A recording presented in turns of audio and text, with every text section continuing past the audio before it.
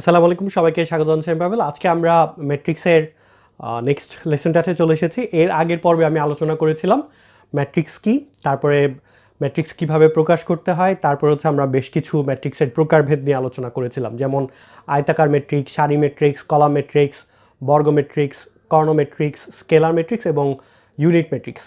তো আমি সবাইকে রিকোয়েস্ট করব তোমরা আগে সেই পার্টটা দেখে আসবে, তাহলে হচ্ছে এখনকার যে কন্টিনিউশনটা করছি আমি সেটা বুঝতে খুবই সহজ হবে।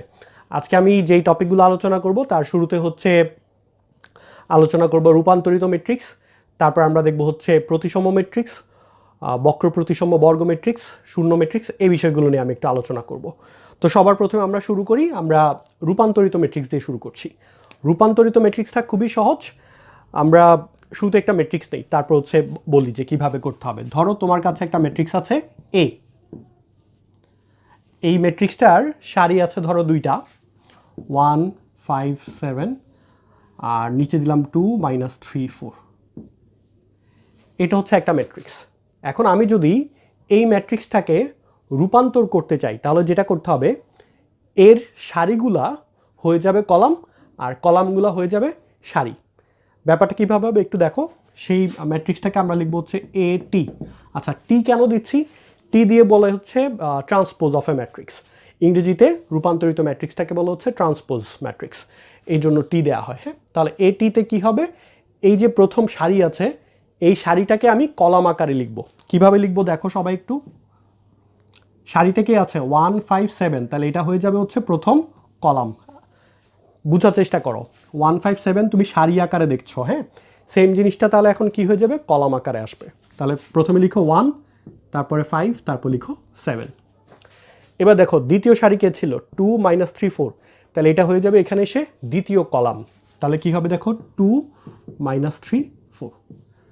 তাহলে তোমার এটাই হয়ে গেল আমার রূপান্তরিত ম্যাট্রিক্স। তাহলে খুবই সহজে আমরা সারিগুলোকে কি করে দিলাম, কলাম করে দিলাম। আচ্ছা, আরেকটা ব্যাপার আমি একটু বলি, সেটা হচ্ছে এই কাজটা আমরা চাইলে আরেকভাবে করতে পারবো। কিভাবে? আমরা চাইলে কলামের সাপেক্ষে করতে পারবো, মানে আমরা চাইলে কলামগুলোকে সারি করব, একই ফলাফল পাবো। দেখো তোমরা একটু, আমি যদি আরেকবার লিখি এ টি সমান সমান, এটা ছিল প্রথম কলাম, দেখো 1 2, প্রথম কলামে আছে 1 2, তাহলে এটা হয়ে যাবে প্রথম সারি 1 2। দ্বিতীয় কলামে আছে 5 -3, তাহলে এটা হয়ে যাবে দ্বিতীয় সারি 5 -3। তৃতীয় কলামে আছে 7 4, তাহলে এটা হয়ে যাবে তৃতীয় সারি 7 4। তোমরা এখন মিলিয়ে দেখো, এটা আর এটা এক্স্যাক্টলি সেম। তার মানে আমরা রূপান্তরিত ম্যাট্রিক্সটা দুইভাবে করতে পারবো, হয় আমরা সারিগুলোকে কলাম করব তাহলে হবে, অথবা কলামের রেসপেক্টে করব, কলামগুলোকে সারি বানাবো, একই ফলাফল পাবো। আচ্ছা, তো রূপান্তরিত ম্যাট্রিক্সে কি কি পরিবর্তন আসে সেই জিনিসটা একটু খেয়াল রাখো। এই যে ম্যাট্রিক্সটা, এটার আকার কত ছিল? এটার আকার ছিল হচ্ছে 3 ইন্টু এটার আকার ছিল হচ্ছে 2 ইন্টু 3। দুইটা সারি তিনটা কলাম, সবসময় মনে রাখবে, আগে সারি তারপর হচ্ছে কলাম। যখন রূপান্তর করবা তখন হচ্ছে তোমার এই মানটা চেঞ্জ হয়ে যাবে, ইন্টারচেঞ্জ হয়ে যাবে, অর্থাৎ আমার আকৃতিটা পরিবর্তন হয়ে যাবে। সারিটা হয়ে যাবে কলামের সংখ্যা, কলামটা হয়ে যাবে সারির সংখ্যা। তাহলে এটা হবে কত দেখো, 3 ইন্টু 2, তিনটা সারি দুইটা কলাম, তাহলে এটা হয়ে যাচ্ছে 3 ইন্টু 2। অর্থাৎ এম ইন্টু এন ম্যাট্রিক্সকে তুমি যখন রূপান্তর করবা সেটা হয়ে যাবে কি, এন ইন্টু এম ম্যাট্রিক্স, বিপরীত হয়ে যাবে। হ্যাঁ, এই হচ্ছে মোটামুটি রূপান্তরিত ম্যাট্রিক্সের ধারণা। আমি তোমাদের প্র্যাকটিসের জন্য আরেকটা প্রবলেম দিই, তোমরা নিজেরা একটু প্র্যাকটিস করো, তারপর আমার সাথে মিলে নিবা। আমি এটা একটু মুছে ফেলি, আশা করছি এতটুকু পর্যন্ত তোমরা বুঝতে পেরেছো। এরপরেও যদি কারো কোথাও সমস্যা থাকে তোমরা কমেন্ট করে জানাবে। আচ্ছা, আমি আরেকটা ম্যাট্রিক্স দিই, ধরো এ সমান সমান 5 -2 1 6 7 8। এই ম্যাট্রিক্সটাকে তোমরা রূপান্তরিত ম্যাট্রিক্স করো। আমার বিশ্বাস তোমরা সবাই পারবে। তো তোমরা ভিডিওটা পজ করে নিজেরা চেষ্টা করো, তারপর আমি যখন করব তখন তোমরা মিলে নিবে।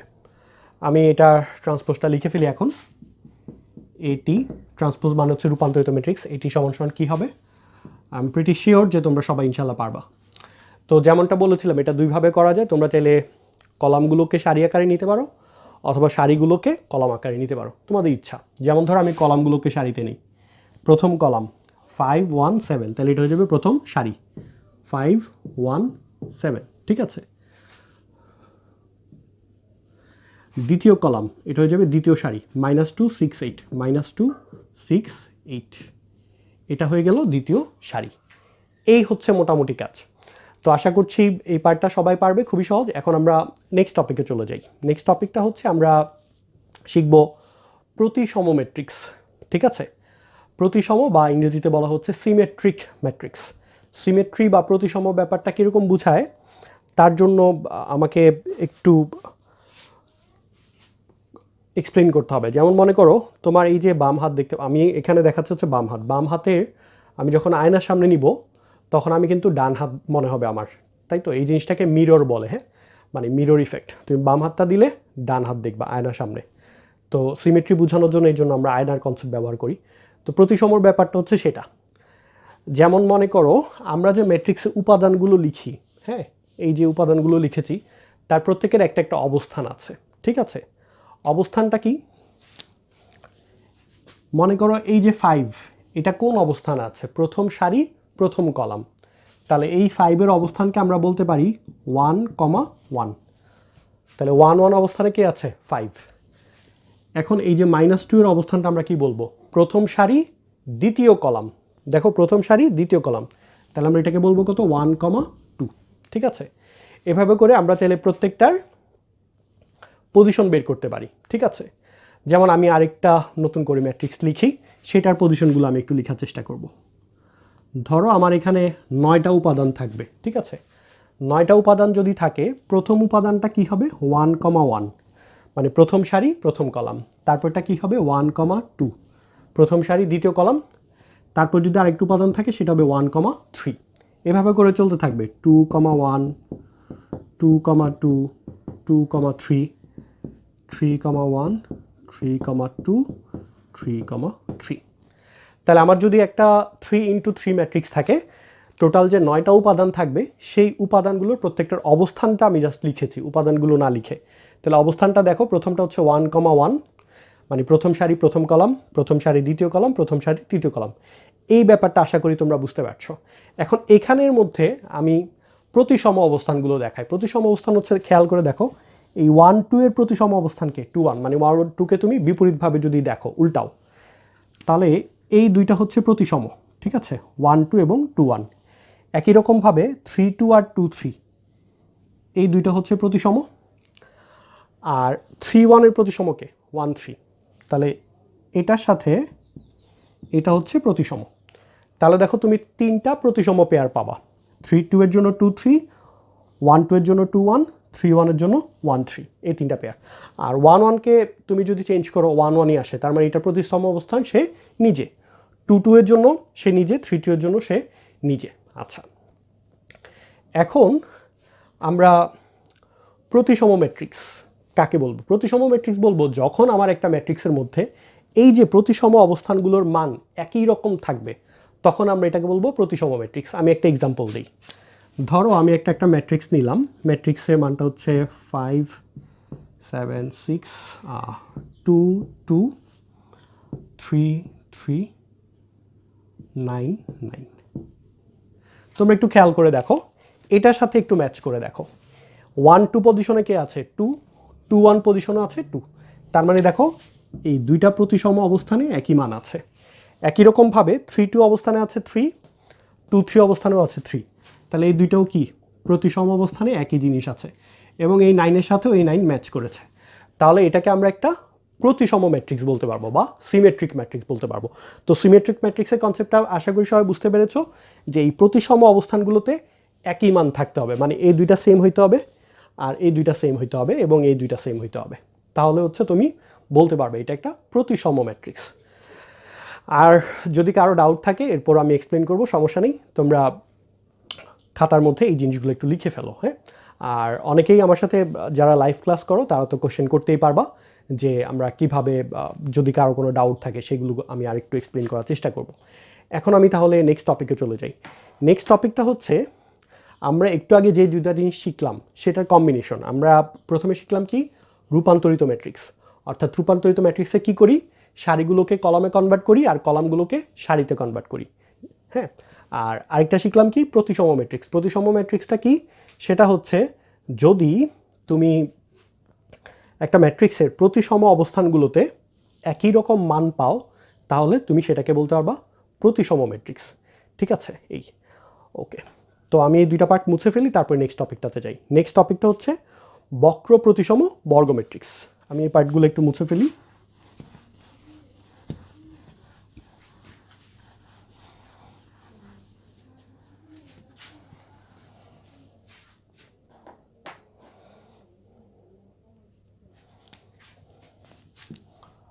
বক্র প্রতিসম বর্গ ম্যাট্রিক্স।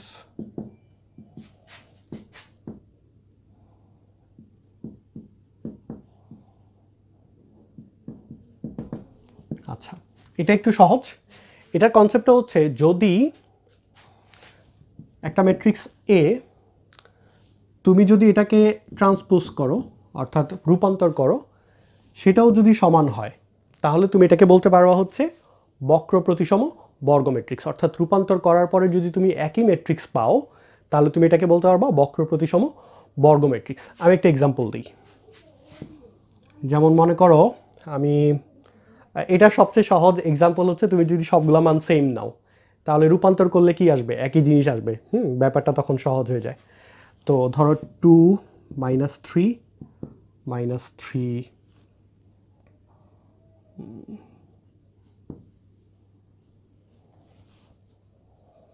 আচ্ছা, মনে করো এটা হচ্ছে এ। এখন আমরা এ কে ট্রান্সপোজ করব। ট্রান্সপোজ করলে দেখো কি হয়, প্রথম কলাম, ঠিক আছে, 2 - 3, তাহলে এটাকে আমরা প্রথম সারি করে দিই, 2 - 3। দ্বিতীয় কলাম -3 6, তাহলে এটা হয়ে যাবে দ্বিতীয় সারি, -3 6। আচ্ছা, একটু খেয়াল করে দেখো তো, আগের মতো সেম জিনিসটা পেয়েছিলাম আমরা, এক্স্যাক্টলি সেম জিনিসটা পেয়েছি। এই জন্য এটাকে কি বলা হবে? তোমার বক্র প্রতিসম বর্গ ম্যাট্রিক্স। তাহলে এটা হচ্ছে কনসেপ্ট। যদি তুমি কোনো ম্যাট্রিক্সকে রূপান্তর করার পরে আবার আগের ম্যাট্রিক্সটাই পাও, তখন আমরা সেটাকে বলবো বক্র প্রতিসম বর্গ ম্যাট্রিক্স। ঠিক আছে, তো মোটামুটি আমরা এই কনসেপ্টগুলো আশা করি পারবো। এরপরে যে টপিকটা আছে সেটা নাম হচ্ছে শূন্য ম্যাট্রিক্স। শূন্য ম্যাট্রিক্সটা খুবই সহজ। হ্যাঁ, শূন্য ম্যাট্রিক্স হচ্ছে যখন একটা ম্যাট্রিক্সের সবগুলো উপাদান শূন্য হবে, তখন আমরা এটাকে শূন্য ম্যাট্রিক্স বলবো। তো শূন্য ম্যাট্রিক্সটাও অনেকটা অভেদকের মতো তোমার ডিপেন্ড করে। যেমন মনে করো, আমার যদি এরকম থাকে একটা ম্যাট্রিক্স, তাহলে আমি এটাকে বলবো 2 × 2। ঠিক আছে, তাহলে এটা হচ্ছে 2 ঘাতের শূন্য ম্যাট্রিক্স। ঠিক আছে, একই রকমভাবে 3 ঘাতের শূন্য ম্যাট্রিক্সও হতে পারে। আলটিমেটলি সেম, পুরোটাই হচ্ছে শূন্য ম্যাট্রিক্স। যেমন অভেদক আছে, অভেদকটা তোমরা গত পর্বে দেখেছিলা। তাহলে মোটামুটি আমরা 4টা টপিক আলোচনা করেছি। হ্যাঁ, এরপরে হচ্ছে আরেকটা টপিক আছে, সেটার জন্য হচ্ছে আমাদের ম্যাট্রিক্সের গুণ শিখতে হবে। তো ম্যাট্রিক্সের গুণ করার পরে আমরা হচ্ছে সেই টপিকটা নিয়ে আলোচনা করব। ঠিক আছে, আমি এই পার্টগুলো একটু মুছে ফেলি, মুছে নেক্সট টপিকে চলে যাই। আচ্ছা, আমি একটা টপিকের কথা মিস করেছি, সেটা হচ্ছে উপম্যাট্রিক্স, বা ইংরেজিতে বলা হচ্ছে তোমার সাবম্যাট্রিক্স।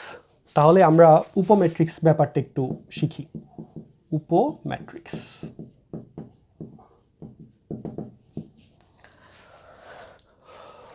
উপম্যাট্রিক্সের ব্যাপারটা হচ্ছে, যখন আমরা একটা ম্যাট্রিক্স থেকে যে কোনো সংখ্যক কলাম বা সারি বাদ দিয়ে দিব, নতুন আরেকটা ম্যাট্রিক্স পাবো, সেটাকেই বলবো হচ্ছে উপম্যাট্রিক্স। আচ্ছা, ব্যাপারটা হয়তো অনেকেই বুঝো নাই প্রথম কথায়, আমি তোমাদের জন্য এক্সপ্লেন করি আরেকটু, তাহলে একদম ক্লিয়ার হবে। ধরো আমার কাছে একটা ম্যাট্রিক্স আছে এ,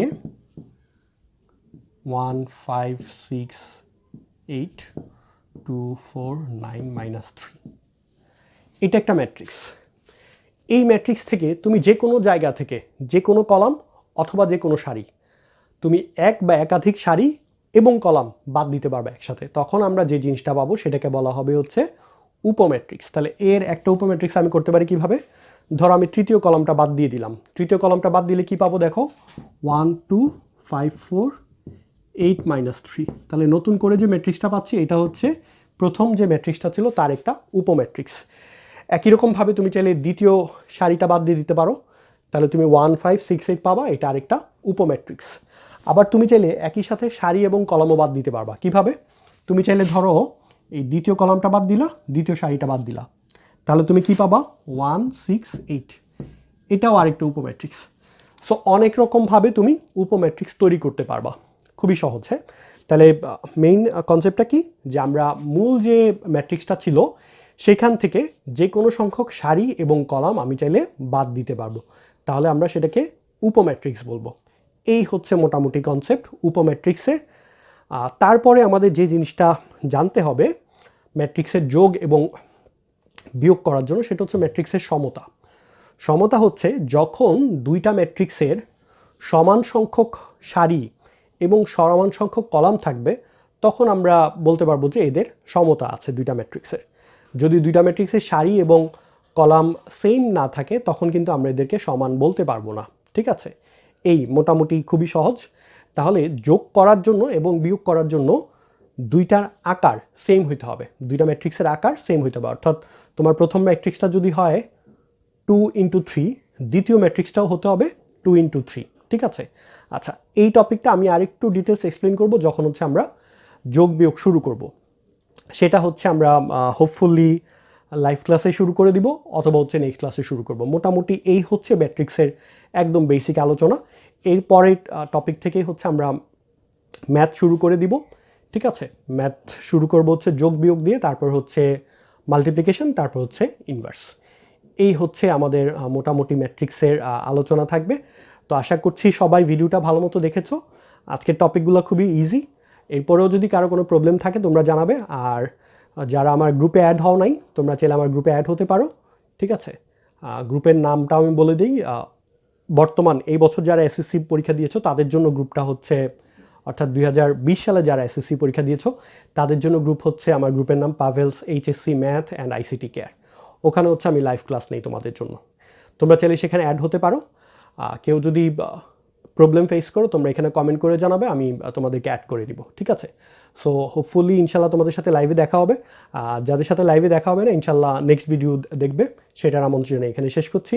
সবাই ভালো থাকবে, আসসালামু আলাইকুম।